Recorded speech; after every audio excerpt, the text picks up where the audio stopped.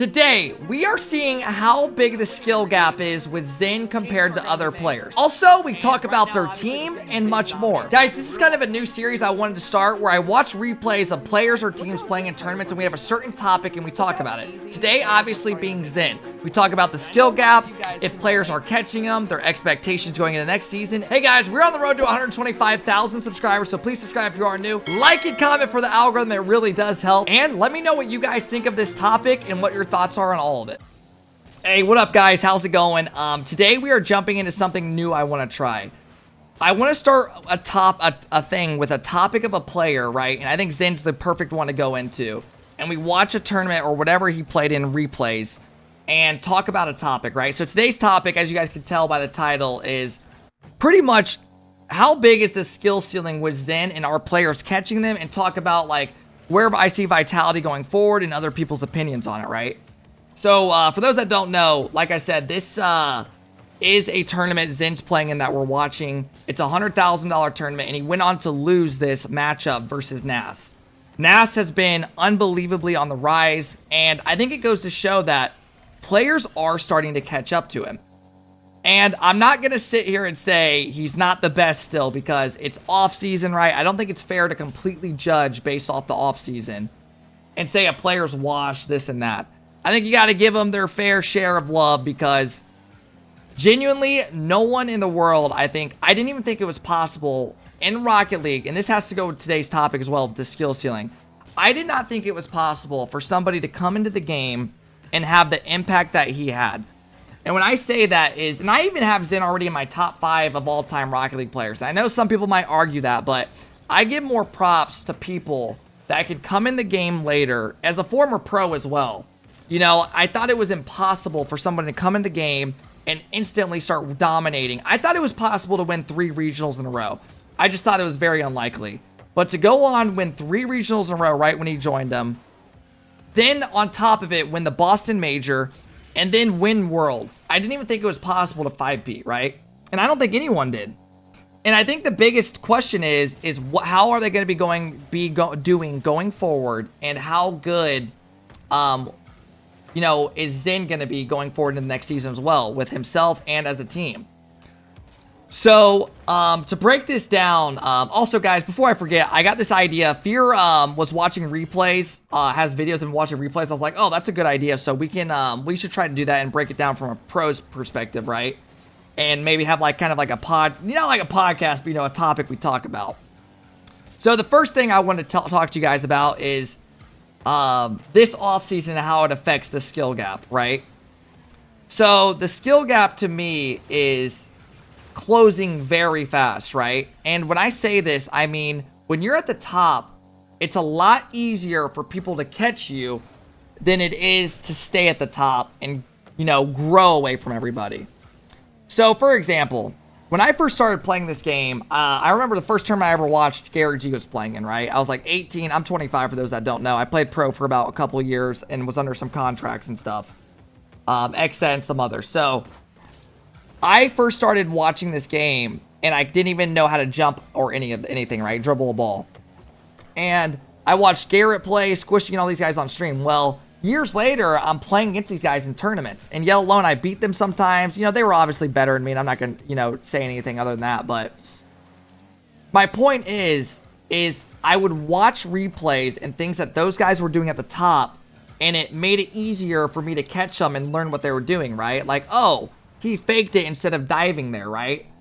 And I think the big thing is so many players are starting to study Zen and them as a team that I don't think they'll be near as dominant next season. I don't even think it's possible. In fact, Squishy made a good point. He was streaming a couple weeks ago, and someone asked him on stream, they go, hey, Squishy, how do you think Vitality will do next season? He goes, well, I think that they will they won't be as good, but they'll go on and they'll end up making a roster change. He's like, it's just too hard to stay dominant, you know, as him, someone that came from the top and is trying to find his footing with his new team. You know, I think it is a good thing. It's a fair thing to say, right? Because one bad tournament, you know, you start thinking about replacements and all of that. Well, those guys won, you know, damn near five straight tournaments, right? the first season comes in the off season, and we saw them take their first blow, right? Where they lost in a tournament against Carmen Corp with Rise, Vati, and Noli, as some of you might have seen. So we already saw them lose one, and then they lost Gamers 8 before that as well. So, it's crazy because we're basically saying, you know, if they're not winning everything, there's going to be a change. Guys, the way this game works is when you're at the top, you're constantly making changes because you think you're good enough to be winning everything. And when you're not winning everything, changes are going to be made. And right now, obviously, we're seeing Zen dominate NAS. And we're going to watch another replay after this and talk about how players are catching Zen and what they're doing and stuff. And we can watch NAS's POV or Zen's next. It doesn't matter. But yeah, I do think it is a fair thing to say what Squishy said, that I could see them making a change. You know, maybe someone comes available and they get a contract buyout and they can upgrade their team. I could see that happening because, as we know, we've seen Zen losing a lot in 1v1 tourneys. Not, you know, not every matchup. He's still doing great. It's still Zen. But with him being such a hot topic, I think it's interesting to think about how good he's going to be going into next season with this long off season, right? We're starting to see their team lose a little bit. We're starting to see players starting to take stuff out of Zen's game, right? Like the ceiling pinch and doubling it. We're starting to see a lot more of it. I mean, players nowadays are just getting so damn good, and teams are studying replays of what they're doing, of what the other dominant teams are doing. And I think what we're going to do for the next replay is talk about the topic of how teams are catching them and how players are catching them individually, being at the top of the skill ceiling. So after this game, we'll get into it. But as you saw here, Zen goes on to win this game, but he does go on to lose the series because NAS goes on to win this salt mine and wins the last salt mine 1v1 event. Also, if you guys enjoy this type of stuff where I talk about a random player or topic, let me know and we can keep doing more. But let's jump into the next one and keep talking about this. Okay, for this next game, I think we're going to watch NAS and talk about players catching Zen in the skill ceiling, the skill gap. So when Zen first joined RLCS, he was doing things that most players didn't even think was possible, right? He had the brains of a top-notch player in the game, you know, S tier, and he has the mechanics. You combine them and you get Zen, right? That's the easy way to look at it. A lot of pros have one or the other, about 70-30, 60-40, and they can't, you know, put it all into one.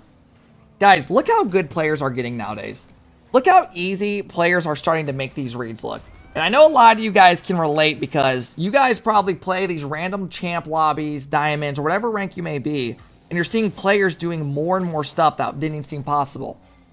And I think a lot of players nowadays are starting to watch what Zen's doing and putting it all into their game with their own combination of how they started playing the game.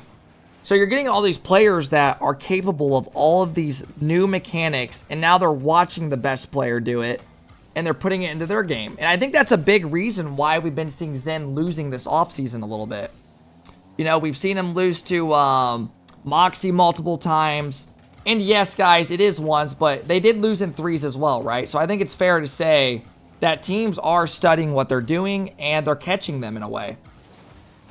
Now, I am curious to see how good Zen dominates next season. I do think he'll still be a top 5 player in Rocket League, but I don't think he's going to be the undisputed #1 player for half the fucking season, pretty much, right? I mean, Zen came in and won 5 straight events, and that's just, like, not a thing that happens in Rocket League. I didn't think that was possible, like I said. But I think it's crazy how fast players are starting to catch him. And I think it kind of goes unnoticed. Is he still a top... But he's so good still that people don't really see it, and I get it. Because I still think Zen is going to be a top 5 player all next season. I just don't think he'll be the same dominant player that he was because... Dude, guys, this offseason, I really think hurt Vitality more than anybody. And with the skill of how good people get over an offseason, you got to think, guys, the players take breaks from this game. Pro teams feel like it's their time to relax a little bit. And when that happens, other teams grind like crazy. And players, like, let's say Zen's playing 50 hours past 2 weeks, right? So he's playing 25 hours a week. Well, you might have someone like Nas or these other players on the up and coming that are studying replays and grinding 80 hours past 2, you know, 100, where they're putting in so much time. That's a great shot. That's tough to save by Nas. And they're putting in all of this time, and they're basically putting in double the work, and they're catching them quicker and quicker. And that is what makes the skill gap close in Rocket League so much.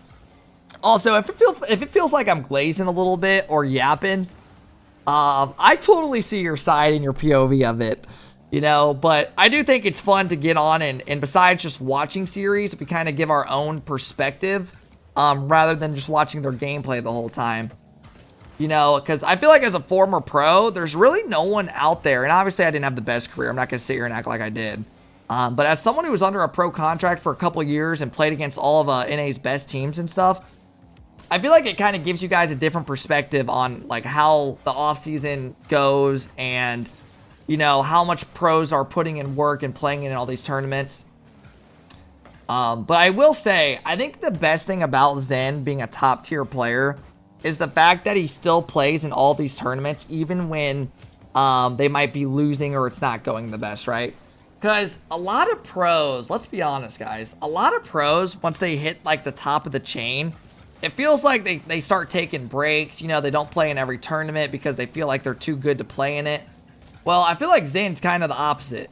Zen plays in every damn tournament. Vitality feels like they play in almost every tournament that's happened this offseason.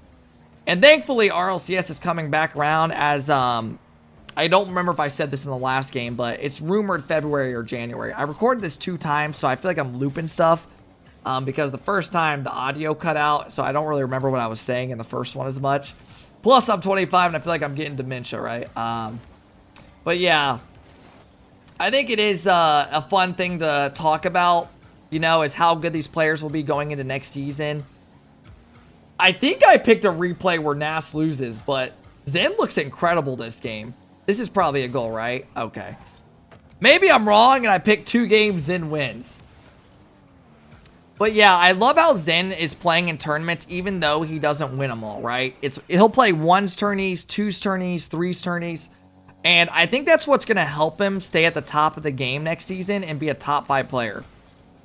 Now, do I ever think we'll get another player that can come in and do what Zen did? No. I think the other closest player that that for NA to compare is Daniel.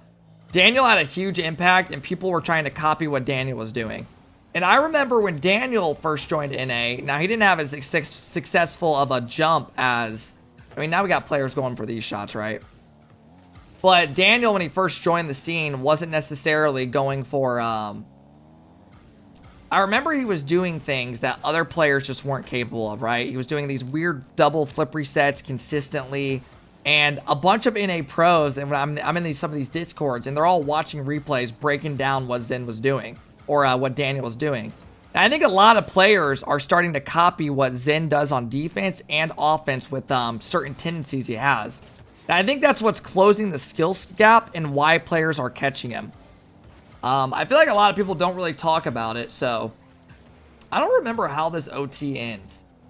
I remember Nas was dominating all the kickoffs, and that was a big reason he went on to win this whole salt mine. Dude, you know what's also another... Let me know what other topics you guys want to talk about, and that's how he wins it. But let me know if you guys have any other topics you want to talk about. Let me know in the comments below, whether it's like up-and-coming rosters, dude. Like LG just formed, M80 with Nash, Stories, and AJ, Genji, G2 with Beast Mode, and Atomic and all of them. And Daniel, if you guys want it, we could watch replays of these guys, their scrims and stuff, because they're always uploaded on Ball Chasing. So we could break down a team and talk about our expectations and how we think they'll do. But I think this was a kind of a cool concept to do, to watch replays of players playing in tournaments or real like settings, and try to like break down a topic about that team or whatever it may be, right? So this one was the skill ceiling with Zen or the team. So yeah, let me know what you guys think. I appreciate you guys for watching, and you